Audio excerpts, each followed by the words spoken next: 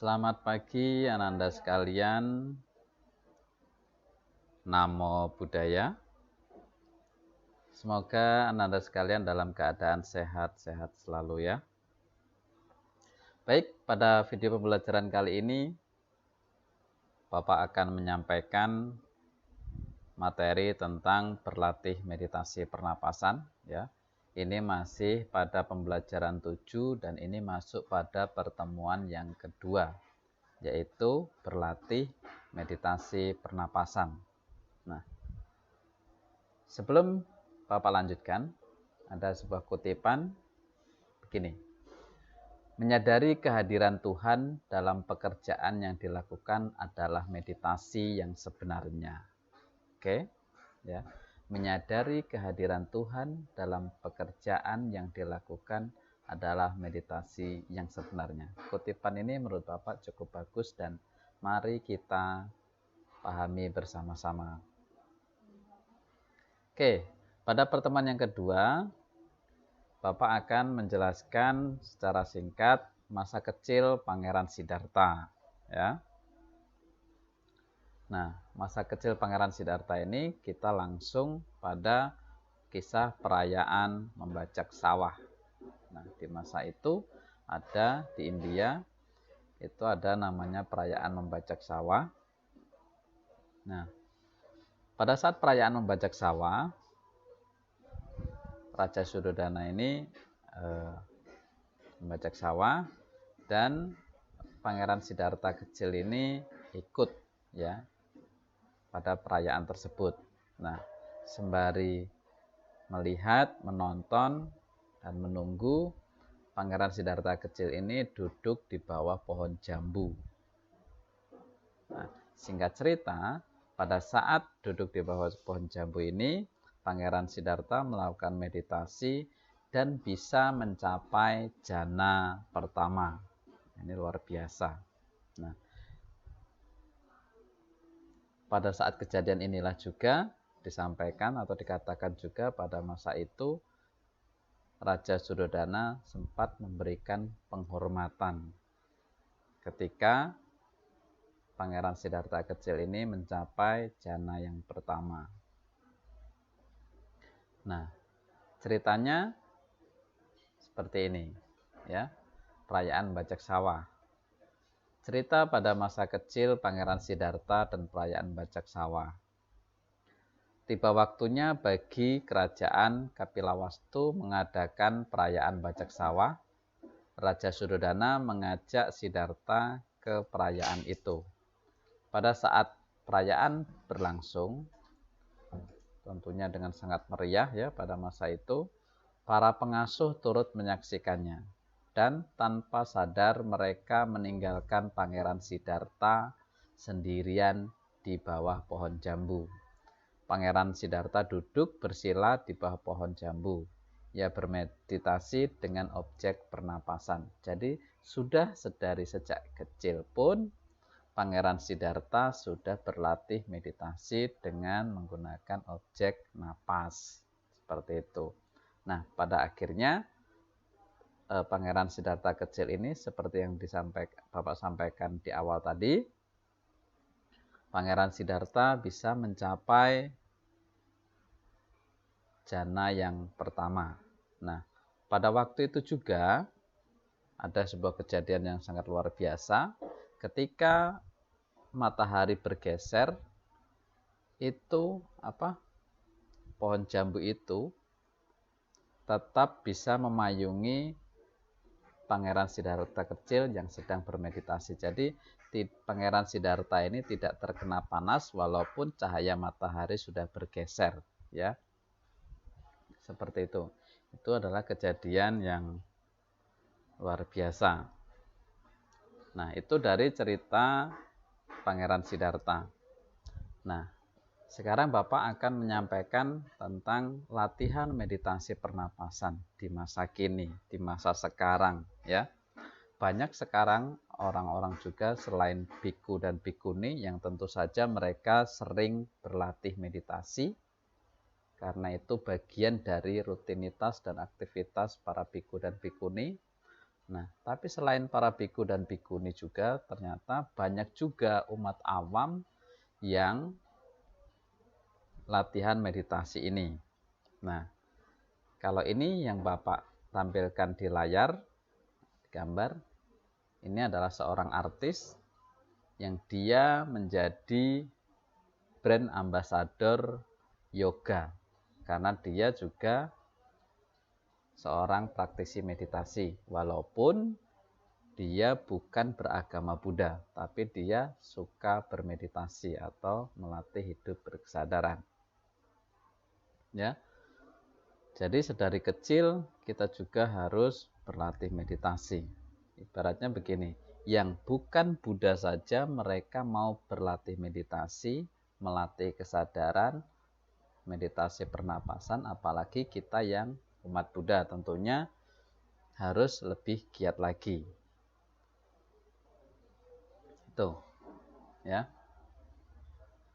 Jadi karena materi ini tidak banyak, jadi apa yang Bapak sampaikan tentang terkait meditasi pernapasan, Bapak akan simpulkan, ya. Kalau tadi Bapak cerita tentang masa kecil Pangeran Siddhartha yang masih kecil pun dia sudah bisa meditasi, mengambil objek pernapasan dan mencapai jana yang pertama. Nah, kesimpulan dari materi ini adalah yang pertama, sudah sedari kecil bahwa Pangeran Siddhartha sering melakukan meditasi pernapasan. Pada saat itu, di acara perayaan Bajak Sawah, Pangeran Siddhartha mampu mencapai jana pertama ya, dan tidak terganggu oleh siapapun yang hadir mendekatinya. Padahal pada saat itu namanya perayaan Bajak Sawah kan tentunya ramai dan orang-orang juga banyak yang menyaksikan di situ. Tapi Pangeran Siddhartha kecil ini sama sekali tidak merasa terganggu karena dia bisa konsentrasi dengan objek pernapasannya. Yang kedua, karena meditasi dengan objek napas berarti kita langsung memperhatikan keluar masuknya napas yang ada di dalam diri kita, ya. Jadi objek itu tidak berada di luar diri kita, melainkan ada di dalam diri kita, napas. Napas masuk, napas keluar, napas masuk, napas keluar. Itu ada di dalam diri kita dan kita bisa rasakan betul napas itu. Yang ketiga, yang dinasihatkan Buddha kepada Rahula tentang meditasi pernapasan adalah memperhatikan keluar masuknya napas dan 4 unsur utama badan jasmani, yaitu unsur padat, air, panas, dan udara. Ya, itu. Jadi ada 4 unsur yang membangun badan jasmani kita ini adalah unsur padat, unsur air, unsur panas, dan unsur udara. Yang keempat, cara melaksanakan latihan meditasi pernapasan adalah dengan cara memperhatikan keluar masuknya napas. Napas masuk dan napas keluar dengan seksama tentunya. Bagaimana napas masuk dengan teratur, napas keluar dengan teratur. Tapi pernapasan ini tidak kita buat-buat. Jadi biarkan napas keluar masuk dengan alami. Seperti itu ya. Tidak dibuat-buat. Seperti itu. Nah, yang kelima. Dalam meditasi pernapasan, napasmu menjadi objek fokusmu. Jadi, dalam meditasi pernapasan, napasmu adalah objek fokusmu. Jadi kita fokus pada napas kita, ya, bukan yang lainnya.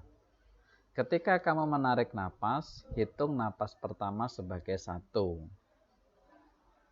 Napas kedua adalah kedua, dan seterusnya sampai kamu mencapai 10. Kemudian kamu mulai lagi dari 1. Hitung diam atau dalam hati untuk diri sendiri, dan jika kamu kehilangan hitungan tersebut, mulai saja dari 1. Begitu dan seterusnya. Mulai menghitung napas masuk 1, napas keluar. Berikutnya napas masuk, napas keluar 2. Begitupun seterusnya. Ketika pikiran kita hilang konsentrasinya, tadi sudah sampai hitungan berapa, misalnya seperti itu, mendingan mulai saja dari 1 lagi. Begitu seterusnya dan seterusnya. Itu akan perlahan-lahan melatih konsentrasi kita. Tuh ya. Jadi itu yang dapat Ananda sekalian praktekkan di rumah.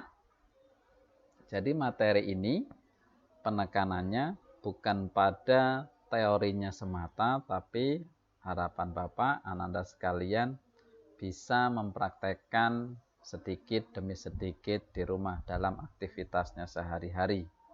Ya. Itu kesimpulan dari materi yang Bapak sampaikan. Nah, lagi-lagi ada latihan soal yang bisa Ananda sekalian kerjakan. Ada 5 soal di sini. Ya. Soal-soal ini Ananda kerjakan untuk lebih mendalami atau Ananda sekalian sejauh mana bisa memahami materi ini dengan baik. Soal yang pertama, sejak kapankah Siddhartha melatih meditasi pernapasan? Yang kedua, mengapa meditasi pernapasan dianggap sebagai meditasi yang paling mudah dilakukan? Ya. Tuh, tadi ada Bapak jelaskan juga. Nah, apakah yang dinasihatkan Buddha kepada Rahula tentang meditasi pernapasan? Tadi juga sudah Bapak sampaikan, ada dalam simpulan. Nah, pertanyaan yang keempat, jelaskan cara melaksanakan meditasi pernapasan. Cara melaksanakan meditasi pernapasan ya, caranya. Jadi tahapannya tadi Ananda bisa jelaskan. Yang kelima, bagaimana cara menghitung pada latihan meditasi pernapasan. Nah, ini juga dijelaskan cara menghitungnya tadi bagaimana. Seperti itu ya.